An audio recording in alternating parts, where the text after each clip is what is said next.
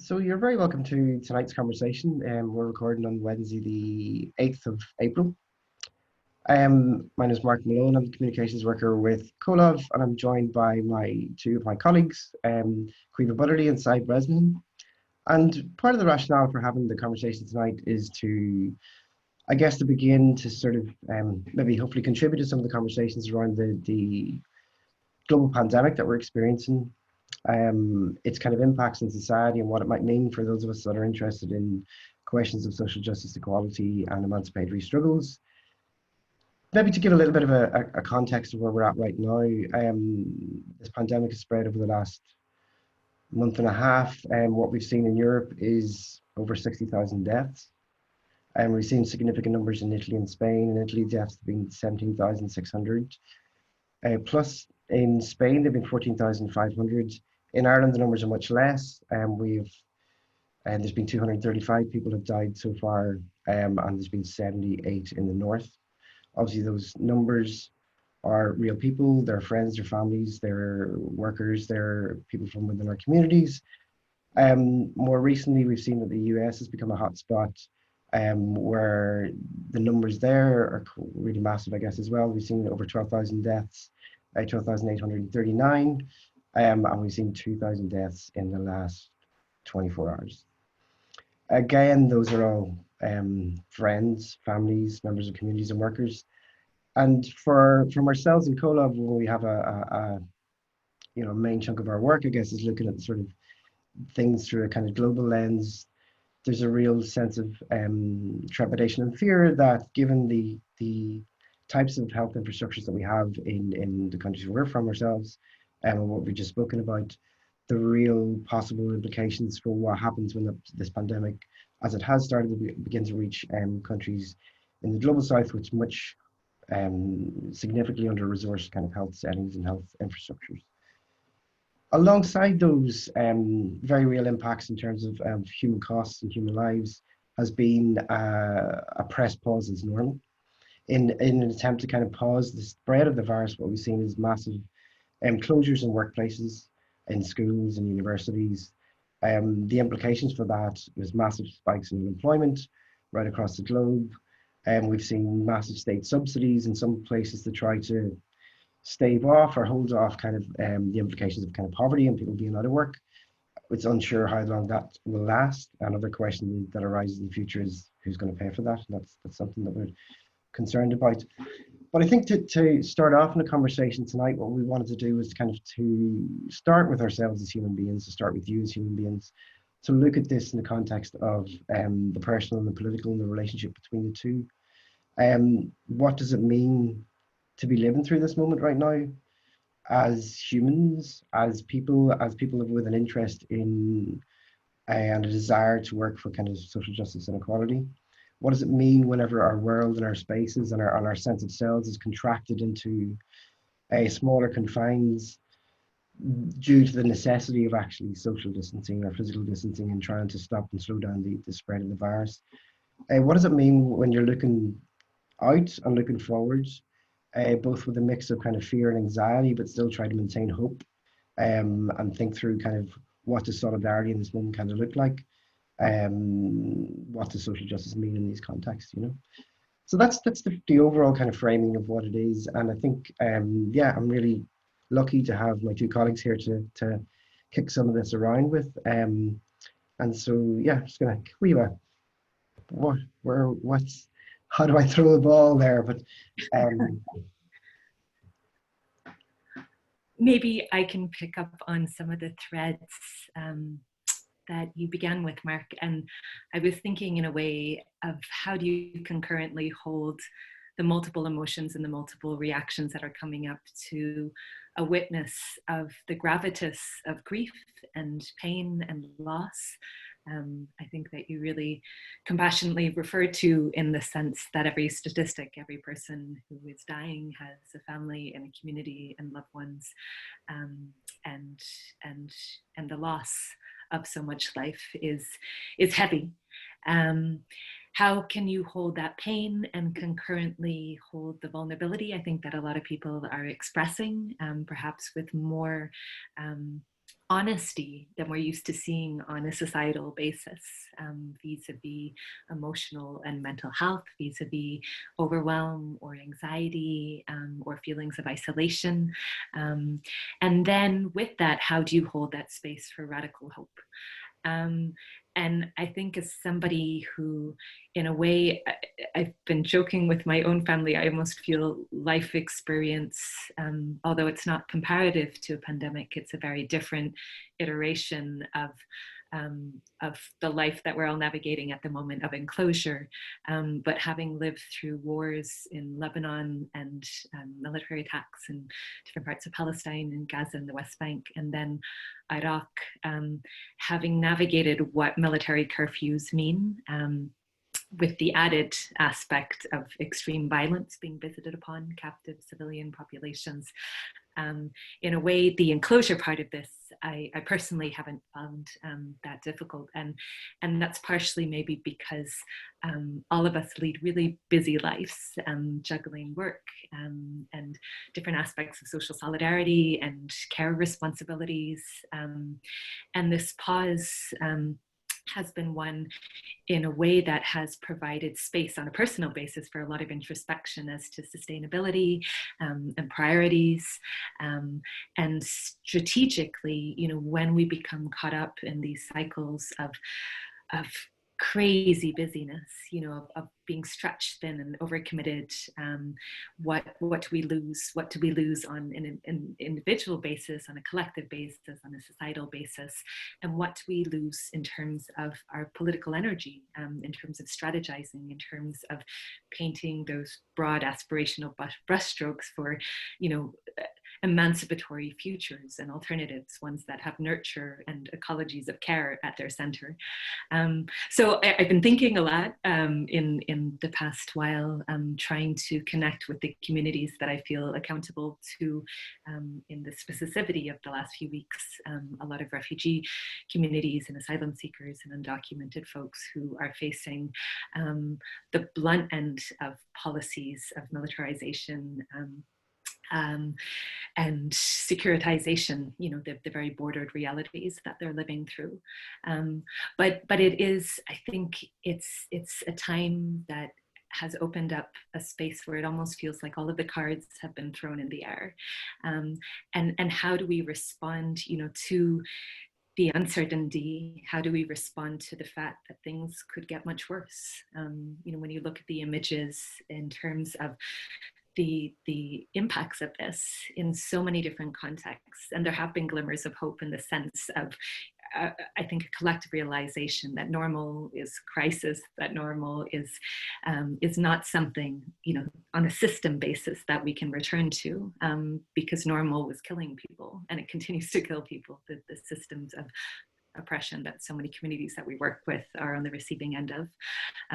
But certainly I find when I watch images from so many different contexts now of a predictable discourse that is emergent in a political class of austerity, again, of neoliberal austerity, of, you know, trying to repeat that cycle, which we know devastates, which we know is responsible for a lot of these deaths in the sense of under-resourced and decimated healthcare systems in so many contexts. But how within that do we also recognize, you know, that everything that we were told was impossible for so many years in the sense of universal healthcare, of socialized economies of care, you know, that there are measures and there are responses that very much embody some of what we've been calling for a very long time, and how really to maintain that ground post this, and within it to make sure that our families, our communities, the people that we love, the people that we stand in solidarity with, are well and minded within that. So I go from the sort of the meta to on a personal basis too, because I work as well as in education and human rights, but in mental health in different forms. As a therapist or as a trainee therapist, and a lot of what we're seeing, you know, is people struggling to adjust, struggling with overwhelm, struggling with transition into something that feels very big and very overwhelming. So how not to get caught up in just the organizational piece into thinking, how can we resource people, with integrity in these times?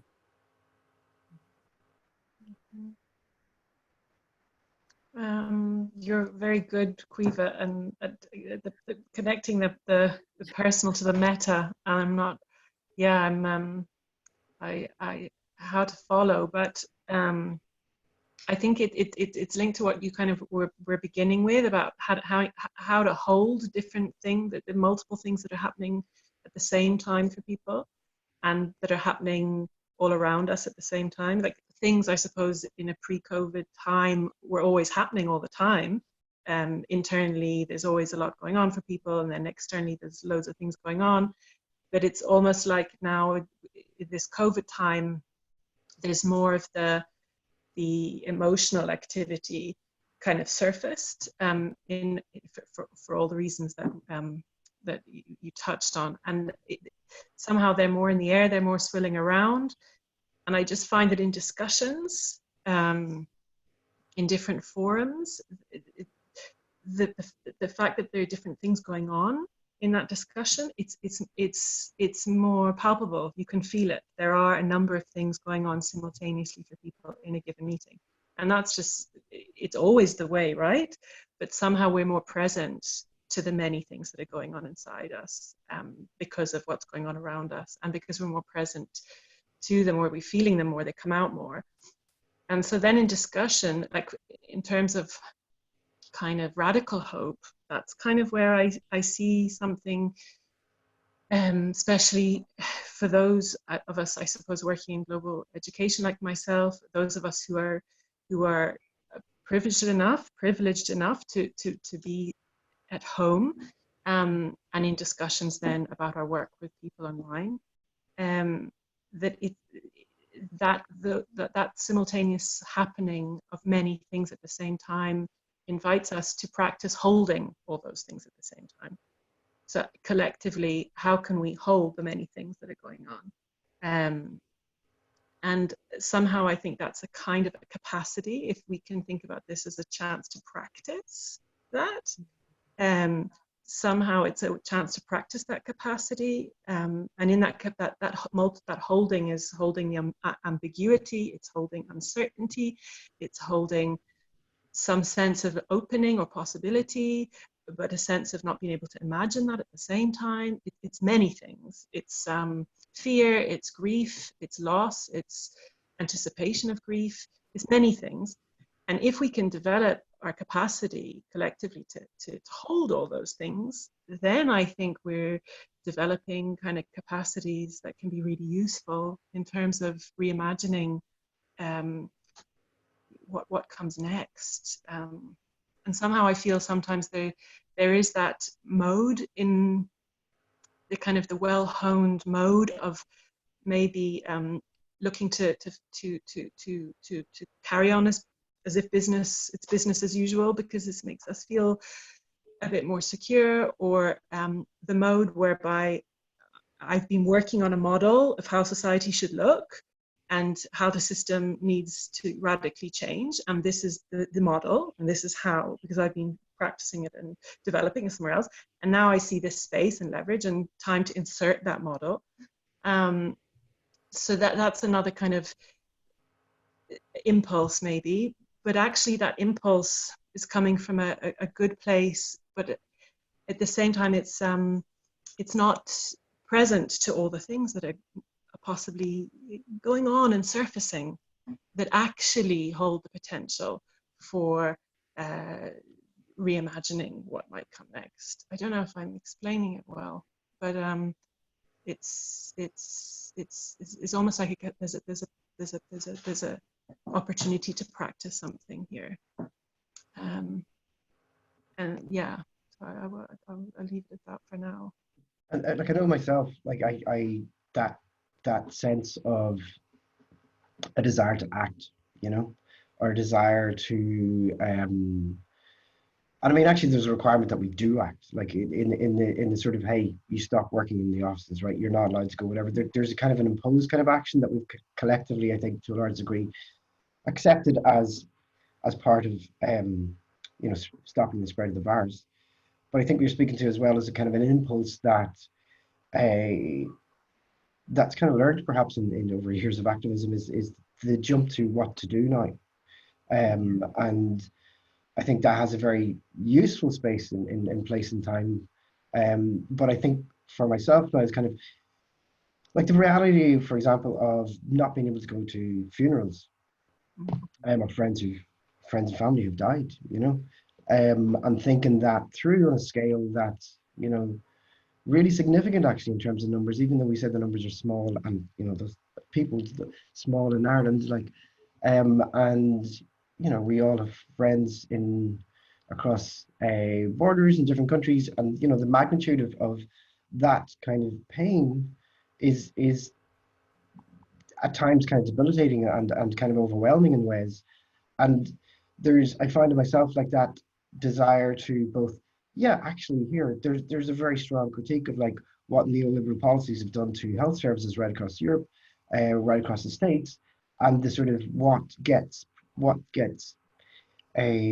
presented as important and real and valuable in terms of like social solidarity and policies and structures that set it in place. I think there's a very real impulse, or I felt the real impulse is what do we do now? You know, being involved in struggles around debt before we know that's kind of coming. But I think that bit of like what both you've spoken to, where you're kind of there's almost you're required to sit back a little bit and to try to cope, and that requires different ways of thinking about how you act, you know, politically, or how you act in ways that I don't think I've necessarily like had to think through perhaps before, you know. And I'm not sure what that means, perhaps like, you know, perhaps some of you have some experience, like even in terms of like that relationship between kind of mental health or thinking through kind of pain, grief, anticipatory grief, and the relationship between the sort of the personal and political dimensions of those things. I was thinking as you were speaking, Mark, of the humility, you know, the humility of the body in the sense of recognizing vulnerabilities, and then the humility in a way of when we're so primed oftentimes in terms of how we identify ourselves in terms of response, in terms of what we perceive to be our skill sets, and then suddenly they become quite redundant. And it almost feels like we're holding space and time for those who we know are at the front lines of this. And those are health workers, those are cleaners, those are hauliers, those are truckers, those are store workers, those are posties, those are everybody doing the work that we're not.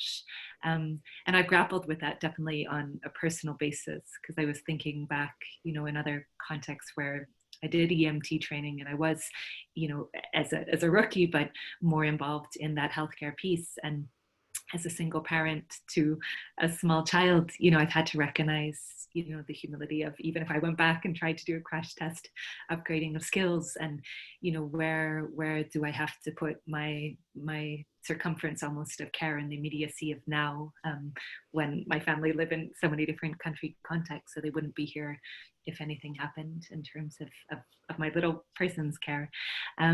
But within that humility, in a way, I think, you know, our go-to mechanism oftentimes in a lot of the work that we do is proactive, you know, organizing. And there is something about when the demarcations of how we self-identify to ourselves in terms of the meaning making, in terms of almost being able to justify, as Sive eloquently referred to, you know, that immense privilege that we carry, and not justify it, but critically, but in a way, how can we carry that without the corrosive shame of it, you know, just you know, so deeply internalized. But how do we recognize, you know, that in the immediacy of now and the immediacy of these days and weeks and nights, upholding that space of complexity, of ambiguity, of if it's overwhelm or anxiety or hope or grief or pain, do we recognize that in that pause, you know, there are people beyond our walls, beyond the streets, you know, in the places that are receiving those who are experiencing and navigating our collective humility within that, and how can we then translate that, you know, into an awareness of our almost redundancy in the immediacy of now into a recognition that we have to self-organize and collectively organize to have the backs of those who you mentioned in terms of health workers, those employees who those workers for so long have been denigrated in a public discourse as unskilled labor when they are carrying countries and carrying societies and carrying communities literally by their labor at the moment. And how do we make sure that we never go back to that place of the arrogance of a discourse that surrounded their labor and their work and their sacrifice in these times? On a mental health basis, I'd say not in any way as from any sort of expert position, but perhaps from a lived experience one, having worked in a lot of contexts and communities who have endured collective, very, very overwhelming trauma in terms of war contexts. I think it's the meaning that can be made around this. And in the immediacy of the enclosure, the immediacy of when we are at home, and when people are at home sometimes in a lot of isolation, there's a lot of good techniques, physiological and cognitive, for stabilization and regulation, and just to try and keep people both breathing, literally, in the sense of the autonomic nervous system, but then also beyond that, how do you make meaning out of this huge space of transition and change? And I think if we can do that effectively in terms of resourcing those supports during and post this period of time, that will be the difference that makes a difference, perhaps in the sense of the impacts of this long term. And I don't think they should be in any way underestimated. And I didn't mean to preface both of these interventions with talking about war, because I'm definitely not trying to equate or to diminish, I think, the impacts of this on people just by mentioning more contexts, because I think trauma is very subjective. I think lived experiences, of pain and grief are very subjective as well. And the difference oftentimes in war contexts is that people have that collective experience, of trauma, and there is huge community resourcing, and that's where a lot of that buffer, I think, of resilience comes from. One of the aspects of it.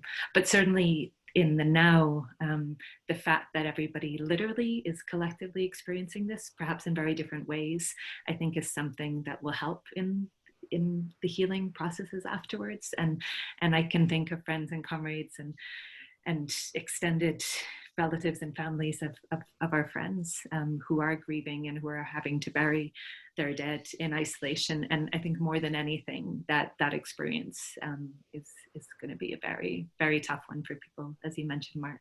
And I've been trying to think, in the post to this, how can we really be present, for just that level of desolation, I think, that I've certainly sensed, in the writings and the commentary of people who have endured loss and grief, very personal, very immediate loss and grief during these times. But yeah, but in a way, I'd hope, and I've seen this, as you mentioned, Sive, this holding space for complexity, this holding space for perhaps lines of inquiry that were not so intuitive to people because the pace of life was so dizzyingly fast that people didn't always have time to sit, with complexity. There were so many distractions to it. But I certainly, in so many different forms, with neighbors and in street contexts and in parks, and heard people grapple with and talk about mental health and existential health and emotional health and meaning making in a way that perhaps was not as common pre a few weeks ago. And that can only be a positive thing, I think, because then those who are navigating long-term mental health struggles, hopefully, I think, will be held in a different way and won't face the level of isolation that they did. And hopefully there'll be a recognition that there needs to be a lot more resourcing of supports for everybody, with all of the life experiences that everybody lived through, not just COVID. I'm thinking about what you were saying there at the end about maybe those conversations you've had where you've seen that that holding of space happen, and the kind of being with moments that are redolent of this ambiguity, this complexity around mental health. And then I'm thinking also how it has been observable, or not observable, but I suppose in the context of examining our positions, our situatedness within the system. So if we think about the system and what was always there, but which maybe has become more visible to not all of us, because some were very aware of how it was structured equally and unjustly and bore the brunt of that. But for those who maybe, who kind of for now are now seeing connections, including myself, new connections, new examples of interdependence, new examples of kind of, I suppose, structural inequalities and systems that are working for some and at the cost of others, very explicitly. That's also where this holding of space, holding of complexity and ambiguity becomes interesting, because I think that there is that busyness in life that kind of in pre-COVID, that meant that it was difficult to attend to, it may be difficult to kind of find the space and the disposition to kind of, to have the kinds of discussions or chats or conversations we're having, or to be present. Now maybe it's happening more, but I don't know if it's just the busyness. I also think there's questions that go unexamined, that scream at us, and have been screaming at us and remain unexamined, because to examine them would be to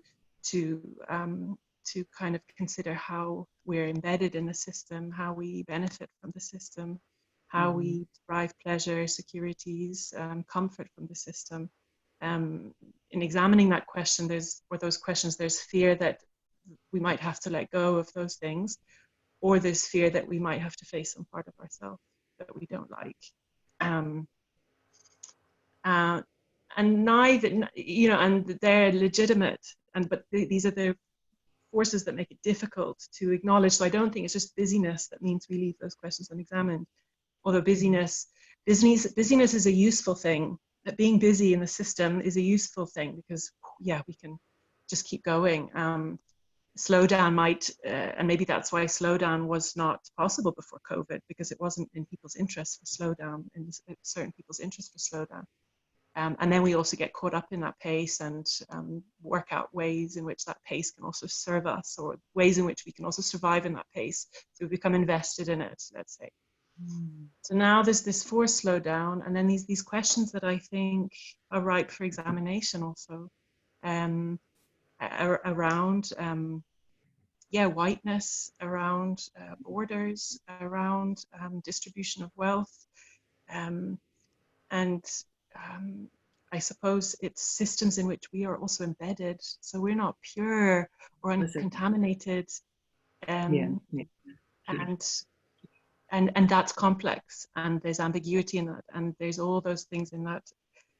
So, but now is maybe our disposition at this time that somehow we're a bit disarmed, maybe we're a bit more open, there's a bit of humility, there's a bit of openness to maybe attending to what is out there, or how people might be feeling on a given day, or receptivity to a message that otherwise on another day might have been very difficult to hear.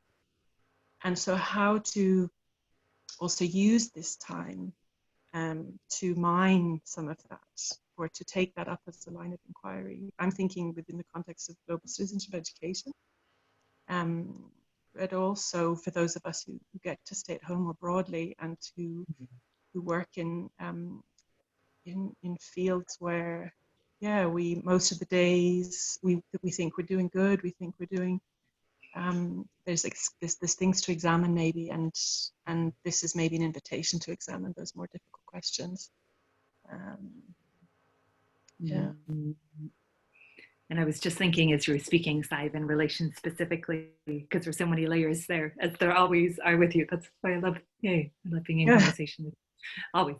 But I was thinking specifically vis-a-vis racialized borders and racism, and how this is playing out, in the US, in the sense of a hugely disproportionate amount of people of color who are the victims of COVID, and a hugely disproportionate amount of people who are already precarious, and already on the blunt end of the violence of systems that fail them systematically, systemically, intergenerationally.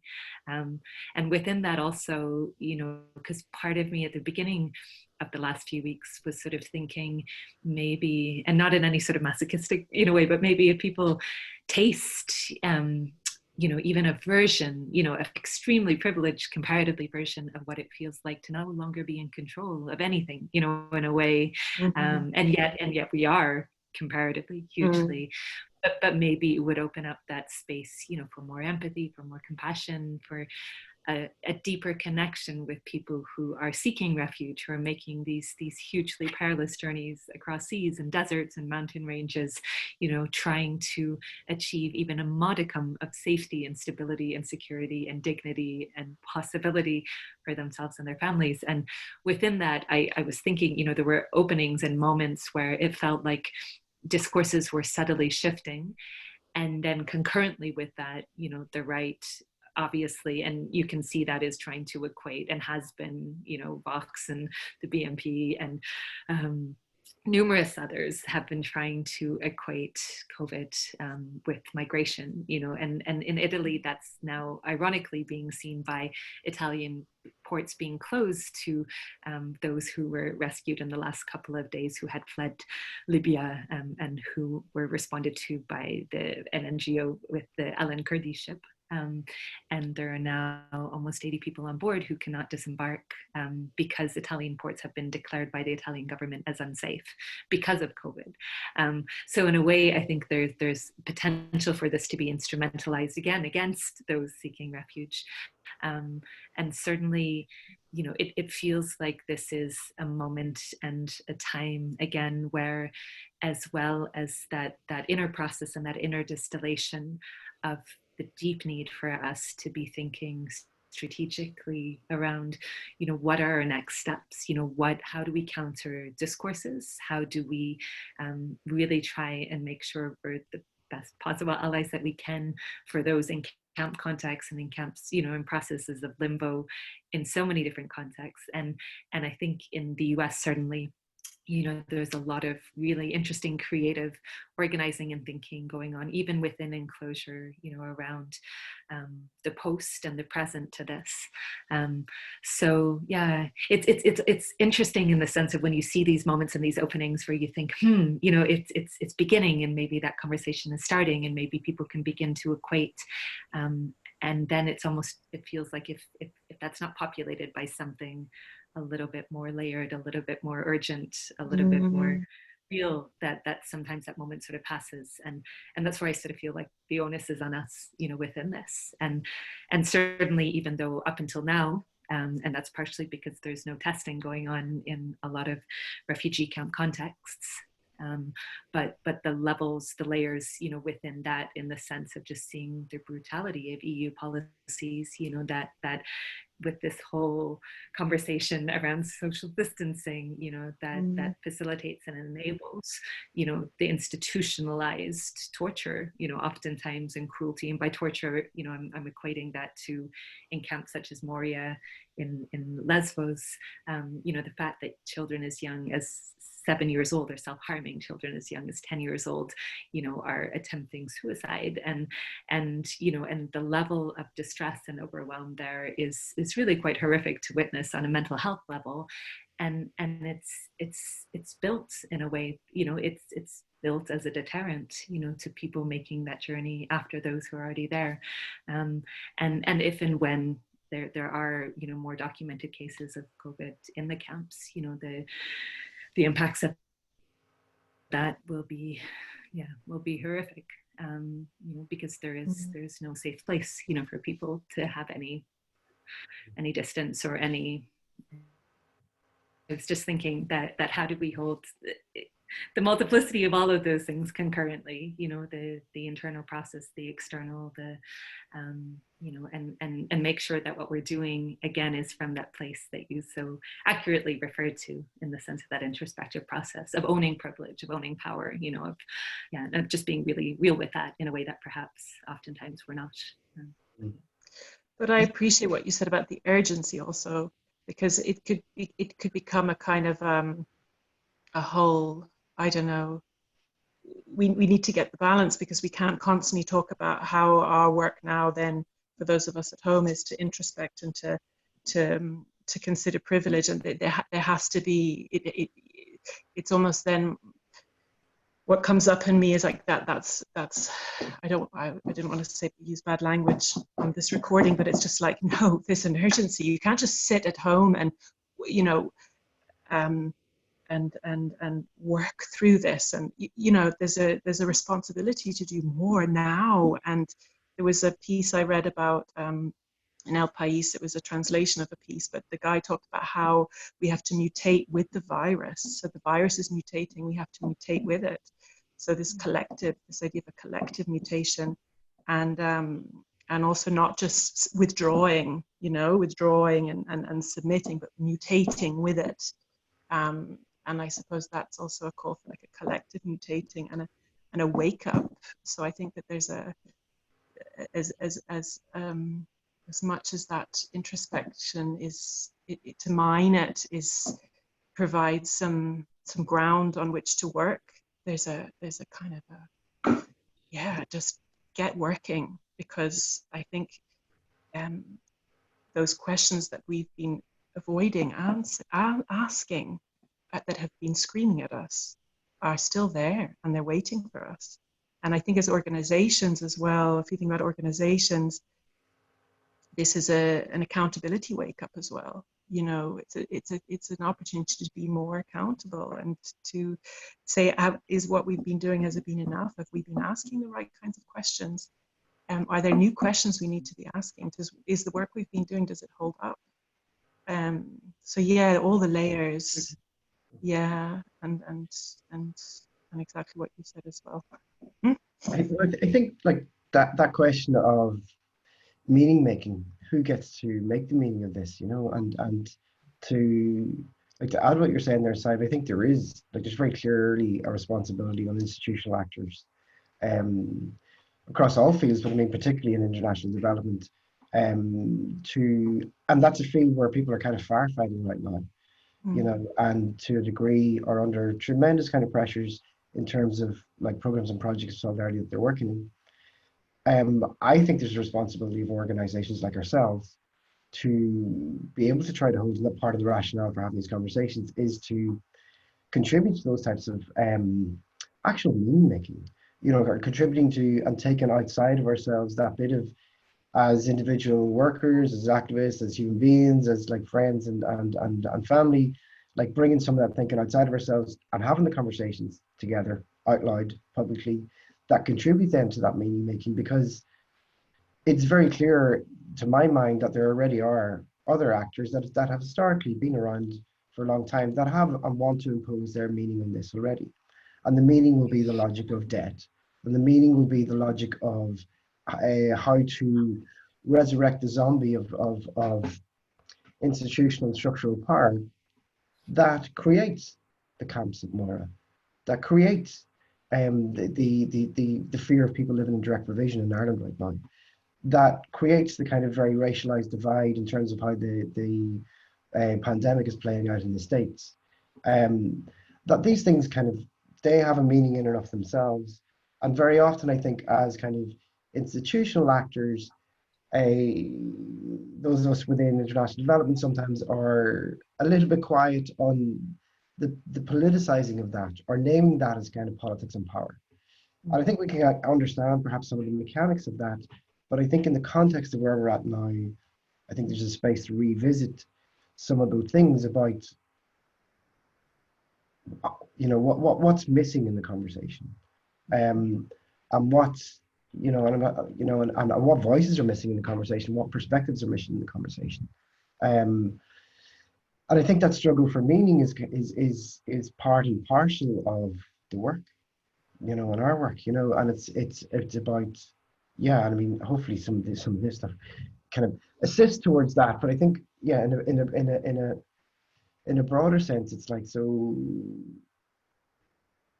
how do we bring forward with honesty and authenticity, like what we are able to describe through observation, what ordinary people are able, everybody else is able to describe through observation, which is that, one example is like, yeah, for ages, working class and kind of, what gets called as unskilled labor have actually held and hold significant chunks of our society together. And when it comes to the crunch, you know, significant chunks of very well paid professions in the state have provided aren't really that useful to the vast majority of us. Yeah. And so how do we kind of put that back in a jar and we don't say that again? Or how do we work with that? And that's not to demonize individuals working in any kind of professions, but I think there's a bit of like, how do we honestly speak about how we deal with the repercussions of what's to come, with an acknowledging what we can see and what the vast majority of us can actually see around us, that it is possible to have a public health service that's free to access, although I think there's, the health service hasn't been nationalized here. There's been a public-private deal done with private hospitals, but the point is that the possibilities of imagination have changed. Yeah. And they have to sit beside the material observations that we also see. And those things can have a conversation with each other that inform where do we want to go and how perhaps do we want to get there, I think, I don't know. And preemptively, also on an organizational level, if we think of, the fact that if the logic, the brutal logic of neoliberal austerity is recycled and debt, the cuts to the sector, to multiple sectors, will be expected. And within that, in a way, relevancy, accountability, and bravery and courage, how do we make sure that those of us who are working, for organizations with the privilege, of a salary, with the privilege of being able to work from home in this context, how can we make sure that we use that time, that we challenge ourselves, that we challenge, ourselves collectively, organizationally, movement-wise, network-wise, to say that there has to be, something that goes beyond, these donor or funder-driven, cycles of reproducing in a way, language that has oftentimes become stripped of meaning, and oftentimes co-opted to varying different degrees, the sort of the buzzwords of development, but, into a place that when we talk about participatory process or power or empowerment, or that it actually means something authentic, that it's not replicating sort of visibility events and, the boxes that we all have to collectively tick out of an awareness. To a certain extent, that's part of projects, but within that, how do we make sure that there is that accountability, and that we're not enabling, or that we don't become complicit, in a watering down of a language of social justice, a watering down of a language of a basic, fundamental, and much broader than that rights of people. And it feels like at this juncture, in a way, it is a reckoning. It's a reckoning for, from here, how do we situate ourselves? What truths are we speaking? How do we speak them? How do we maintain consistency within that? And how do we recognize, within that as well, that when funding cycles diminish, that oftentimes, I think, sometimes organizations become less brave, in terms of really just trying to paint those conceptual brushstrokes of what we're calling for, in terms of systems that are failing people, that are brutalizing people. What alternatives, are we really trying to inhabit? And what is the nature of our creative, embodied, grassroots, community-based resistance to things that we know that perpetuate these cycles of injustice? And it is, I think it will be a time in which multiple different milieus, certainly in Ireland, you know, in development, in human rights, in the arts, in media, you know, will have to, yeah, just, I think, reframe and also remain accountable. And that piece is so important, I think, around, and it's been spoken of by so many different people already who are at the front lines of this, but that healthcare workers and cleaners and everybody else who is at the front line of this struggle, protecting our families and our communities selflessly, oftentimes, and with a huge amount of personal and collective and familial sacrifice, that we have their backs in the aftermath of this. But I've seen so many responses to the clapping, and yes, the clapping symbolically was beautiful, and I think it was authentic, you know, when before it sort of became co-opted into a PR stunt for Downing Street and others. But yeah, but how do we make sure, you know, that clapping actually translates, you know, into something steady and vibrant and strong and urgent? Yeah, and that is fueled by the love, I think, that in this holding space, in this pause, that we're all really trying to carry for those that we know are doing the work that some of us are unable to do, and it is a vital work, and it's, yeah, it's one that I hope we can sit with the humility of feeling our redundancy in this moment. And that doesn't mean that we stop organizing. That doesn't mean, you know, that we stop, you know, strategizing in terms of what we have to do to try and work in solidarity with the communities that we work with. But also in the immediacy of this, you know, the recognition of, as Mark said, you know, who is running the country, and who's keeping everything going, and precarity in a way at bay. But yeah, and yet the same people who have lived precariousness intergenerationally.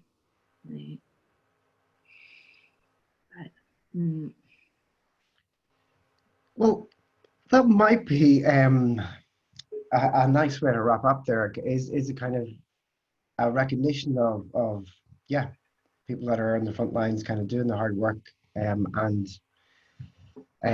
facing perhaps the worst of it kind of yet to come, I guess, as well. So it's kind of, yeah, perhaps a thank you from ourselves to them on a personal level. If Sive, do you want to come in on anything? No, I've nothing now to add to what you guys were saying in those last two pieces there. Now, just, yeah. Because I imagine, like I, you know, these are ongoing kind of conversations, hopefully, and as we'll bring in other voices as we go along. But I think there's definitely a need within both the international development sector and that, you know, a space of, you know, social movements and community-led movements around what do we do next, because yeah, the worst, as awful as it is to say, the worst is kind of yet to come for the majority population in the world, and the pandemics, and then also the sort of the economic and kind of social repercussions after that. And I think those questions around kind of, you know, how do we build resilience among ourselves? How do we honor the feelings that we're kind of having in this present situation? Have been really useful. But I'm gonna stop now, I think. Thanks for listening. Thank you. Thanks.